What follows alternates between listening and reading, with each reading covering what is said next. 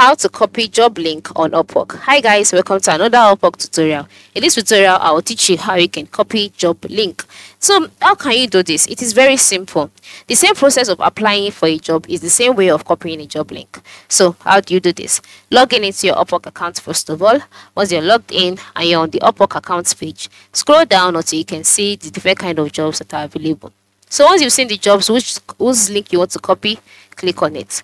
Once you click on it, you can see you'll be brought to a page where you can see more details about the job, the time the job was posted, visibility, etc. And then the next step is to move to the right side of the screen where you can see the apply now, the save job, flag as inappropriate. Scroll down until you can see job link. So once you've seen this, just click on copy link. And just like that, the link would be copied. It is so simple. All right, you can also try this out for other jobs.